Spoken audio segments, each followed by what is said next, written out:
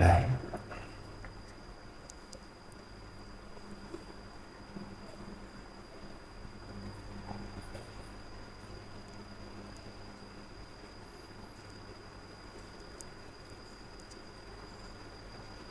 พวก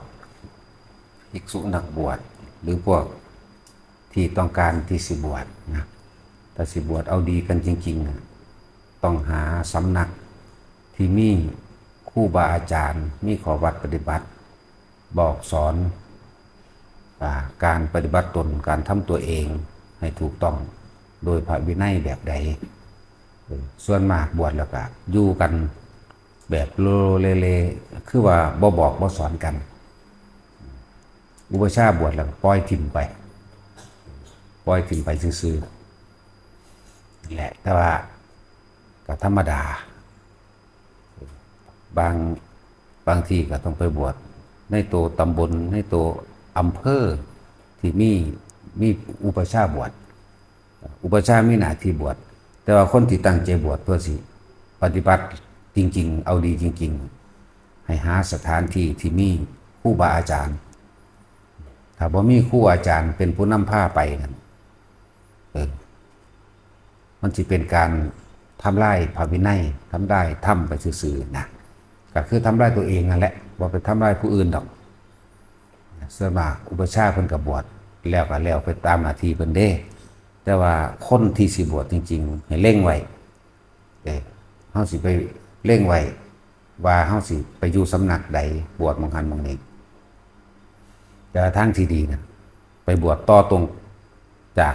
สำนักหรือวัดนั่นๆที่มีครูบาอาจารย์ที่เฮามีความศรัทธาในข้อวัดปฏิบัติหรือเทศของเพิ่นก็ให้เร่งไปหมองจังซั่นโลด ที่เฮาเห็นเป็นส่วนมากครับบวช1บวช2บวชไปตามนั่นแหละตามประเพณีก็ว่าแม้นว่าจะบวชไปตามประเพณีแต่ว่าถ้าอยู่นำครูบาอาจารย์ดีครูบาอาจารย์ผ้ามีข้อวัดปฏิบัติที่งดงามที่เป็นระเบียบที่ตรงต่อมรรคผลนิพพานนะก็ได้ดีไปเลยก็มีเด้บางคนว่าสิบวชจักเดือนนึง2 เดือนมาเฮ็ดมาบวชแล้วก็มีข้อวัดปฏิบัติที่ตามพระวินัยอยู่ไปอยู่มาบ่สึกก็มีเพราะว่าจิตมันสงบได้รับความสงบได้รับข้อวัดปฏิบัติแล้วก็เห็นคุณค่าของพุทธศาสนาเห็นคุณค่าของการบวชก็คือเห็นคุณค่าของตัวเองเห็นความสงบในตัวเองที่เขาเห็นเป็นส่วนมากบวชแล้วก็ปล่อยกันถิ่มบ่บอกบ่สอนก็ยังว่าเพราะผู้เป็นครูเป็นอาจารย์บ่มีก็เลยบ่มีแนวบอกบ่มีแนวสอนเพียงแต่ว่าบวชเอาหนาเอาตายในจักหน่อยแล้วก็ปล่อยกันถิ่มไปโลโลเลไปแล้วแต่สิเหตุไปและสำหรับนักผู้ต้องการที่สิบวชเพื่อมรรคผลนิพพานจริงๆนะให้เร่งไว้ถ้าว่าจากบวชแล้วก็มีดอกแต่ละสำนักเพิ่นที่เพิ่นฝึกหัดปฏิบัติก็มีอยู่ให้เลือกเฟ้นเอาเองอย่าว่าไปตามเฉพาะประเภทนี้แล้วก็บ่ต้องไปบวชเอาหน้าแค่ว่าถือว่าบวชให้แม่แน่บวชให้พ่อให้แม่แน่ให้พ่อแม่ได้ชื่นใจได้เห็นผ้าเหลืองแน่ก็บวชไปตามประเภทนี้บานๆถ้าผิดตั้งที่แรกมันก็ผิดเบิดนั่นแหละถือเริ่มตั้งแต่ประเภทนี้พราหมณ์ประเภทนี้ผูกแขนประเภทนี้สะเดาะเคราะห์หรือยังก็ว่าไปที่มันเป็นที่มันบ่แม่นหรือพิธีกับต่างๆนั่นแหละที่เป็นไปทั้งพราหมณ์ที่เป็นทั้งกินเหล้าเมายาที่เป็นทั้งเลี้ยงแขกคนโดยการฆ่าสัตว์โดยการเลี้ยงเหล้าโดยการมหรสพคบงั้นผิดแต่ที่แรกมันก็ผิดเบิดนั่นแหละจังว่าที่จริงแล้วแต่เฮาเลือกเฟ้นเลือกเอาสถานที่ที่เพิ่นมีข้อวัดปฏิบัติแนะนำบอกสอนครูบาอาจารย์บ่ทิ่มลูกศิษย์จักว่าล่ะประชาบ่ทิ่มลูกศิษย์ก็ไปหม่องสถานที่เช่นนั้นได้บุญยิ่งๆก็ที่คิดว่าเจ้าของได้บุญเด่นหมายถึงว่าไปบวชที่บ้านว่าสบายใจลูกกูบวชแล้วบวชสักเดือนนึง2 เดือน3 เดือนก็ว่าไปก็เข้าใจว่าเจ้าของได้บุญเข้าใจว่าเจ้าของทดแทนบุญคุณพ่อแม่การบวชก็เป็นการทดแทนบุญคุณพ่อแม่ปู่ย่าตายายอยู่อย่างหนึ่งเหมือนกันแต่บ่แม่นทั้งเบิด มันจะบวชแบบไรก็ช่างอันนี้พูดถึงเปลือกมันหนึ่งเด็ดนี่เปลือกมัน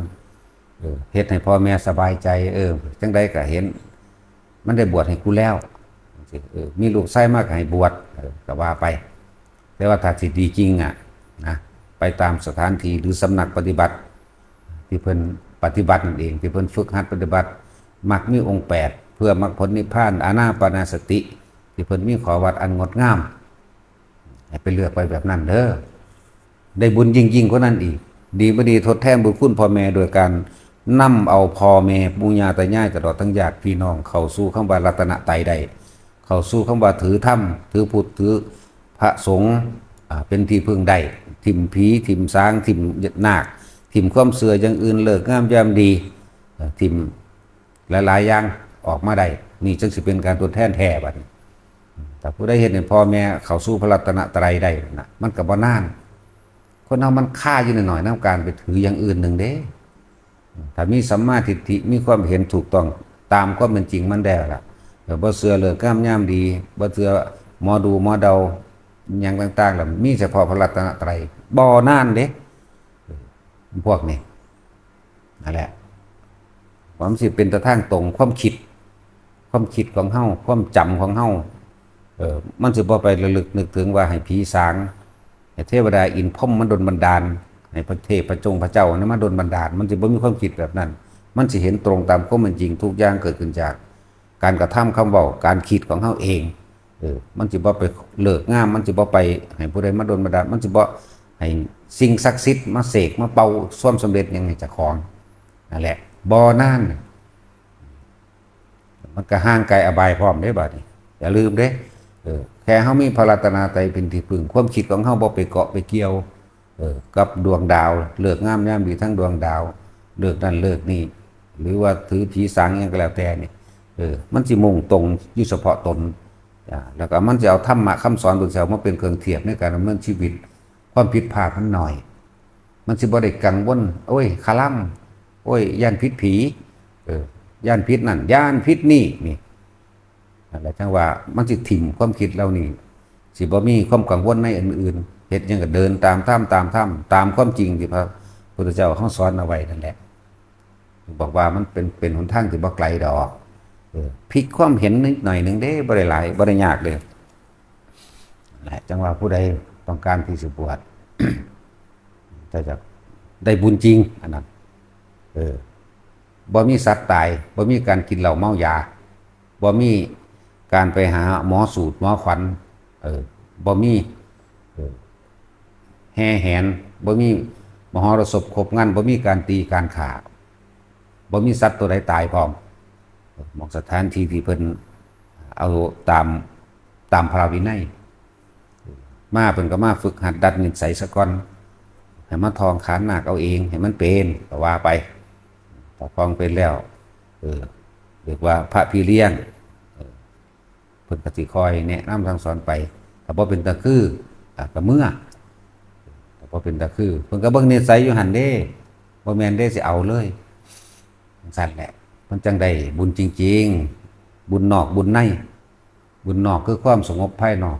แก่หมู่มหาชนทั้งหลายบุญพวกบาปนอกมันใดก็มหรสพครบมันกินเหล้าเมายาขาหมูขาหมาขาเป็ดขาไก่กินขากันตีกันมีหนังมีหมอลำยากน้ำแขกงากน้ำผู้นั้นยากน้ำผู้นี้นั่นแหละบาปนอกกังวลนอกเล่าร้อนนอกนรกนอกนรกในก็บ่สบายใจเรื่องนั้นบ่สบายใจเรื่องนี้นั่นแหละอันนี้บุญนอกเรียบเงียบไปเลยสงบเบิดคนที่เข้ามาในงานก็เงียบเรียบไปโดยบ่ได้กังวลในการที่ไปเสิร์ฟเหล้าเสิร์ฟยาบ่ได้ไปกังวลในการที่ไปเส้นเอาเหล้าลั่นนั่นลั่นนี่แล้วงานจังสิจ่ายบ่ได้มีแหละบ่ได้ไปกังวลว่าสิไปจ้างหมอสูตรหมอขวัญนี่ยังได้หรือยังได้แล้วไปตอนนี้นั่นแหละถ้าอยากวัดป่าที่เขาเจ้ามีการฝึกหัดปฏิบัติเด้อเขาเจ้าก็เฮ็ดแบบนี้แหละเรียบๆง่ายๆธรรมดาส่วนน้ำบ้านน้ำเมืองก็เขาเอิ้นว่าบวชเอาบาปทำบุญเพิ่มบาปลงทุนซื้อนรกก็ว่าไปสังเกตเบื้องโลดแมนหรือบ่แมนก็ดี บวชตามคนขากันตายก็มีบ่ได้บวชก็มีแม่นว่าล่ะ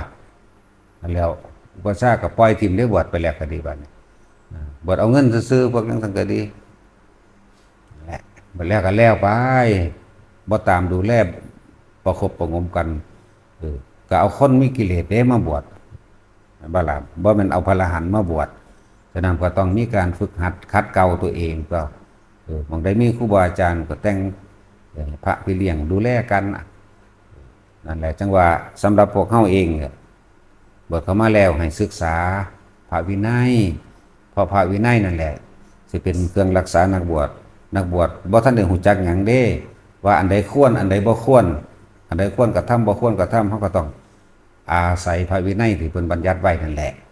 ว่าเฮาเน้นย้ำหนักหนาเด้พากันอ่านเด้ออ่านพระวินัยเด้อสิมันนั่งบอกกันอยู่ตลอดมันบ่ได้มัน 3,000 กว่าข้อพุ่นดิหัวใจมันก็ว่า227มันมีนัยยะออกแตกแขนงโดยวิจิตรพิสดารออกไปอีกมัน 3,250 พุ่นเด้นั่นก็เป็นศีลอย่างหนึ่งของเธอนี่ควรหรือบ่ควรเฮาก็ไปศึกษาเอาก็มันสิเฮ็ดหยังของมันสละงานทางโลกออกมาแล้วนั่งอ่านนอนอ่านอยู่พอสำนั้นครับมันสิเป็นหยังสิบ่จบภาษาเล่มน้อยๆสำนั้นอาทิตย์นึงมันก็จบตัวนี่คือย่างซ่าเด้นี่